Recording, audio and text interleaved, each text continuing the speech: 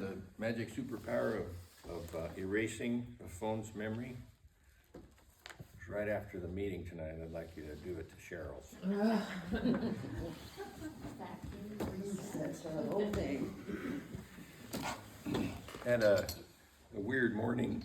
I don't usually get up very early. I'm retired, and so we stay up until 11 or so and get up whenever I do, usually 8 or so, 8:30 sometimes. And this morning, I promised to meet a guy at an AA meeting at 7.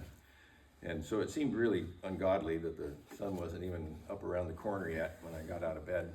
And I was a little bit out of my sorts. I don't wake up, I'm not a morning person at all. And I was walking around the house making sure I had everything, checking my pockets, and I couldn't even remember what the list was, and I couldn't remember if I had made a list of things I might need. Then I remembered the book that I wanted to take, and I remembered where I was going, so I got in the vehicle and I drove there, and it was a pretty big room. I walked in the door, and it was about 4 minutes to go time.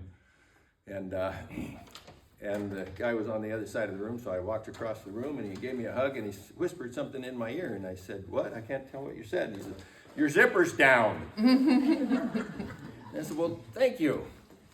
And I wondered if that wasn't just an act of humility for today's topic. No, it was an act of forgetfulness, right? Imagine, close your eyes and think about walking into heaven. The first day, it's already greeted and they're showing you around, and whoever you want to show you, whether it's Peter or Mary or Jesus or the Holy Spirit or God the Father, is walking around, and he says, "I wanted to show you something that most people don't even realize is in heaven." And he walks you to this massive, massive, massive warehouse. It's 35,000 stories tall. It's farther than you can see in the east, and it's farther than you can see in the north. And he walks you in the door, and you get a little go-kart, and you drive around for about 2 hours until he finds this spot on a shelf. And it's about level number 17. And he just brings that whole level down, and your name is on it. And there's gifts in there, wrapped up, ready to be opened by you. And when you get there, you're going to wish you emptied that shelf while you were here, because that's what it's for. He wants to give you these gifts, and we don't see them as gifts, so we leave some of them on the shelf. And I'm going to talk about one that's difficult to bring down off that shelf, and that's humility. There's a couple others on that shelf that are hard to bring down too. One of them was sobriety, wasn't it? One of them was purity. That's a tough one these days in this climate. But humility is kind of right up along with those other two. We want a little bit of it sometimes when we're in a room that's safe with all the people that are friendly, but we don't want much of it if we're going to get in a fight. We don't want any of it if we're going to have to fight with the IRS. We don't want much if we're going to go see a used car salesman either, do we? So we pick and choose when we use some of these gifts. And I think that it's one of those things we should probably get out and shake the dust off and look at it once in a while. So that's what we're going to do. We're going to shake the dust off your humility, and you're going to see how much more fun life would be with it, and you're just going to stick it right in where it belongs. And God's going to be proud of you, and then you will never have to go to another recovery meeting for the rest of your life. Because you'll get to instead. That's what humility does, one of the things. Humility is an honest self-assessment and focus on others. You know you haven't when you stop thinking about yourself all the time, maybe. A quality of having a modest view of one's value. False humility, which I didn't realize I had till I looked up the definition of it today. Downplaying your abilities or importance in a way that subtly draws attention back to yourself. Man, I used to do that a lot. Somebody'd say, "Man, did you build that? That is great." And I go, "Oh no, see the imperfections here in this one." And then they tell me all the, "Oh my gosh, Anyway, God chose to come to earth humbly when he chose a baby. He didn't choose a baby that was living in a big mansion. He didn't choose a baby that had parents that were well known. He actually chose a single mother, a single woman, And that put her in quite a spot, didn't it? And then they got married, and then they raced off across no man's land to where Jesus was supposed to be born. And you think about the struggle that they went through, riding a donkey, going, I don't know how many miles they had. Does anybody know how far they had to travel to Bethlehem to get their name? Miles. 80? Approximately. Yeah. Anybody ever had to ride a donkey 80 miles pregnant? Nobody? Not one person? That's crazy, isn't it? Riding on a donkey, parents that worked with their hands, no 401ks, probably no windows in their house, no glass for sure. He didn't come with power and wealth or control, just truth and love. Jesus walked that out, and he wants us to walk like that. He wants us to walk in truth and love. And if you want to do that too, you're going to have humility. And if you're going to have humility, you have to get it from the same place that everybody else gets all the good things. All good things come from heaven. That's what it says in James 1:17. It's the only place. They rain down from heaven. And they're gifts. And we can wear them on the inside or put them on the outside or paint our house with them. It's our choice. But until we recognize that it has to come from God, we're going to have some struggle. And when we're struggling, we fake it. I don't know about you, but I like to pretend I have some of those gifts sometimes. Put them on, you know. Some of the gifts that I have, I don't even like. I don't have enough humility yet to enjoy my gift. I feel a little bit uncomfortable every time I sit up here. I know that I was given this gift to be a teacher. I've always loved to teach people one-on-one. I was a machinist for a long, long time, and I love to figure out how things work and to give that information to people to help them become better at what they were doing for a living. But when I get in a room of 30 people and it's a spiritual teaching, I'm like, dude, this is really, really serious stuff. If you make a mistake making an airplane part, it's just an airplane part.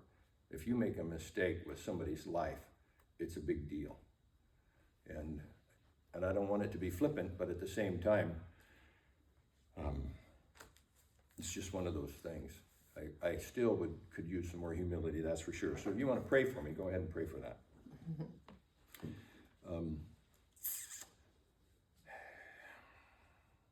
Humility doesn't say I need a little bit more to be happy. Pride does. Relapse often starts with I deserve, and that's the lack of humility. So humility actually could close the door to relapse if we had enough of it. If we have to tell others we're humble, we're probably not. You ever had anybody tell you they were humble? Yep. All good things come down from heaven. I already said that. So receiving humility, I don't know if I got this from God or I just made it up.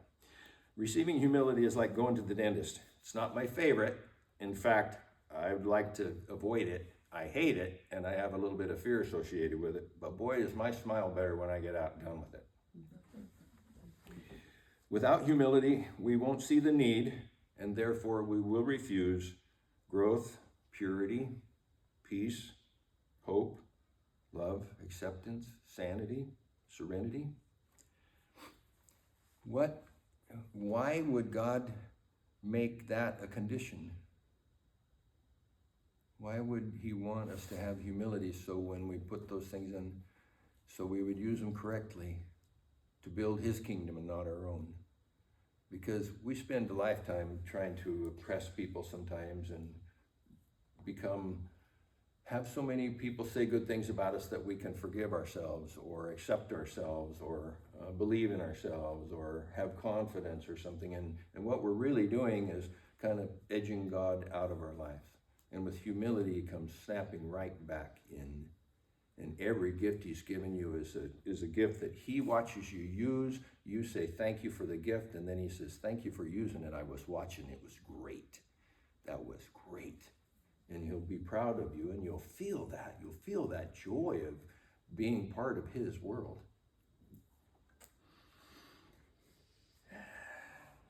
So now you're beginning to see how humility paves the way to you having a deeply satisfying relationship with your King and Father in a life of freedom, wholesomeness, and joy. I also realized that humility greases the gears of recovery. It helps us receive things easier and smoother when we hear truth in these rooms. If we don't have any humility, the truth and the hope will bounce off. But if you have humility, it'll soak in. Every other gift that he gives depends upon humility. They all work together. If Jesus just was imperfect in one way, just imagine, just in one way, it would have changed everything, wouldn't it? They would have had some ammunition. They might not have killed him if he was human, just human in one way, broken. The Father gives many gifts. Humility helps us recognize the gift, and it also helps us receive the gifts. It helps us open the gifts, and it helps us put them on. Want to be like Jesus? Start asking for and receiving humility. Humility can protect us. If we don't have any humility, we won't be able to ask God for anything. And if we ask God for protection, if we ask God for safety, if we ask God for insight, wisdom, discernment, so we don't get in trouble when we're making a big decision, maybe we're thinking about dating somebody, we don't have enough humility to ask God in to tell us what he thinks, or if we don't have enough humility to ask your sponsor or tell them you're going to get married, just go ahead and get married and then ask them, hey, what do you think? Anybody done that besides me? Nobody? Nobody ever got married without asking their sponsor? I didn't have a sponsor. Exactly. I didn't have a sponsor yet, the first time I got married. But the second time, the sponsor's wife suggested I date Cheryl. Is that cheating? I think it might be. What happens if we don't have any humility? We try to manufacture our own. We try to look humble, try to look that way. And then we have to manufacture all the traits that the humility would have given us if we'd gotten them directly from God. We like to put on a show. We like to look good. We like to. But then when you get married and you find out all those things drop off and they were all just cardboard cutouts. Uh-oh. Oh, and nobody's been in a marriage like that, but I have.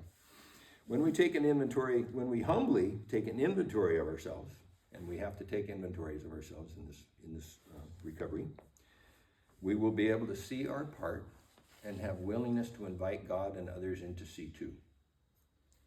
And if we don't have humility, it will just pretend. We won't show people the real truth. We'll just, how you doing? I'm fine. I'm fine. Anybody ever say that? You won't be able to say that anymore. You'll think about it now. Oh, dang it. Took my favorite answer back.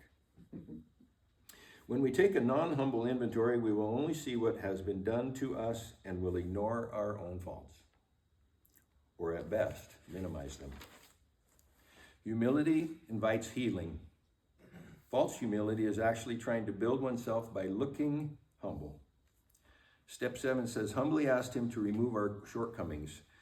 Humility is all the way through the steps. Have you ever read the steps lately? Have you looked at them, stopped, and thought how much humility is in here? Listen to these steps and tell me if you think that they will grow humility if you don't already have one. We admitted we were powerless over alcohol, drugs, people, sex, that our lives had become unmanageable. Sounds like humility, doesn't it? Came to believe that a power greater than ourselves could restore us to sanity. Can't do it ourselves. Made a decision to turn our will and our lives over to the care of God as we understood him. And our will and our lives are our actions and our thoughts. Made a searching and fearless moral inventory of ourselves. You think you could do that without humility? You ever had somebody hear their inventory and all you heard was the victim role? That's absence of humility. Admitted to God, to ourselves, and to another human being the exact nature of our wrongs. Oh my gosh, these things are just they asked Bill Wilson, who wrote those things, and I believe he was absolutely inspired when he wrote them because nothing in there goes against what's in the Bible.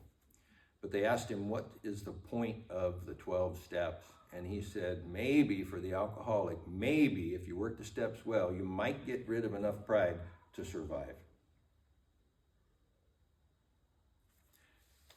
That takes humility to work the steps. Admitting our wrongs, making amends. Oh my gosh, I have a story about making amends that came to me, and I'm going to tell on myself a little bit. Admitting wrongs to another, one of my most fearful and unfavorite of the steps. It takes more humility than I could possibly fake. I realized that when I was writing this today. My sponsor was thorough. Let's just use that word. And I told him all the stories, and he knew them all, and so he brought them up whenever I had a void in one of my steps. He would bring up and tell me the story, and then I'd be responsible to tell him the truth. And so I've added things to my list as he reminded me of the stories, and this was one of them. There was a guy that I worked with. He was working on day shift, and I was working in this massive machine shop, thousands of machines, thousands of people, and he worked on day shift, I worked on swing, and so when I was coming into work, he was just getting off. And he found a weak spot in me. I was drinking, not sober yet. And I was working right on a corner aisleway, and these great big, almost like a freeway through the buildings. The buildings were 3/4 of a mile long, maybe, something huge, right? And a lot of people. And when day shift left, there was this massive rush of people that went for the doors, and he had found out that I was homophobic. I had been raised and abused as a little boy, and I was afraid that I was homosexual. I was afraid that if my parents found out what I'd done when I was little, that they would reject me. And so I repressed that. I didn't think about it till I was working the steps several years later. I repressed the abuse, and I worried about it. I repressed everything, but I had this intense fear, and it wasn't based on anything rational whatsoever, but it was intense. And I was afraid of gay guys, and because I was afraid I was. Anyway, somehow he said something about my butt one day, and it was just a crass thought, just a crass thing that came out of his mouth. Nobody's ever done that except him on the planet. But I took it a little personally, and he watched my face and saw. He knew. He found a handle on me. And I was quickly excited, was ready to fight, and he knew that, and he was pushing my buttons. And there was three times after that he would say other comments like that. And this day, it was a Friday, and he was feeling his oats, I guess, and I was bent over beside the machine, changing the dimensional aspect of the machine to move it 30 thousandths or something. And he came up behind me and took his hand and slid up one of my legs and then touched my unmentionables. And I turned around to see who it was, what was going on. And before I knew what had happened, his safety glasses and his ball cap were flying across the room. Part of it, massive, big. And there was 15 people witnessing. And I was working at a company that if you laid hands on people, you're gone one time. And it was a fantastic job. And then I was mad, and I was embarrassed and ashamed. And he was yelling at me, "You can't do that, you can't do that, you're going to go out of here in a police car." And he bent over to pick up his hat and glasses, and I connected my foot with his unmentionables and lifted him off the ground. Everybody that was looking turned away and walked away instantly.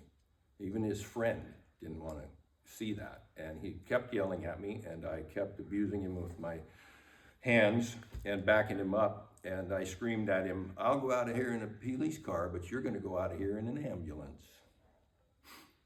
And he picked up his stuff and left, and I let him go. And so for days and days and days, every time somebody with some authority walked by, I would get the shakes. oh my God, oh my God, oh my God. And he wouldn't look at me anymore, which was fine, but I certainly didn't have to set boundaries like that, right? Anyway, I was crazy. And in Alcoholics Anonymous, 9th step, it says, our real purpose of the 9th step is to fit ourselves to be of maximum service to God and the people about us. And I'm just finding little pieces from the 9th step. Our man is sure to be impressed with a sincere desire to set right the wrong. He is going to be more interested in a demonstration of goodwill than in our talk of spiritual discoveries. It is harder to go to an enemy than to a friend, but we find it much more beneficial to us. We go to him in a helpful and forgiving spirit, confessing our former ill feeling and expressing our regret. Under no condition do we criticize such a person or argue. Simply we tell him that we will never get over drinking until we have done our utmost to straighten out the past. We are there to sweep off our side of the street, realizing that nothing worthwhile can be accomplished until we do so. Never trying to tell him what he should do. His faults are not discussed. We stick to our own. If our manner is calm, frank, and open, we will be gratified with the result. And my sponsor made me put that guy's name on the list. And when I went to make amends to him, and it took me several times of prayer to get to the place where I wanted to forgive him instead of just slap him again, I finally did get to the place where I had compassion for him. I don't know where that comes from. All I know it was miraculous. And I walked to his area in the machine shop where I knew he was working. I came in early that day to make sure that I caught him on day shift before he got together with his buddies and headed for the door. And he saw me coming and he ran away to the other side of the machine where there was, in this big machine, he's 40 feet away from me and he goes, "What do you want?" And I said, "I need to make an amends." And he looks at me really funny. He says, "What?" He's not coming closer. And I took a couple steps towards him and he took a couple steps back. And I said, "I need to make an amends." And he goes, "What do you mean?" And so I told him, I yelled at him that I'm in Alcoholics Anonymous and I was doing my 4th step and I owe him an apology for my actions. And he goes, "Oh, that's what's wrong with you." And then he laughed. And after that, we sat beside each other at times. We both had to go to a little court situation once, a couple years later. And he wanted to know how I had changed. That's what God does. With the worst things we've ever done, he brings a garden of stuff out of that.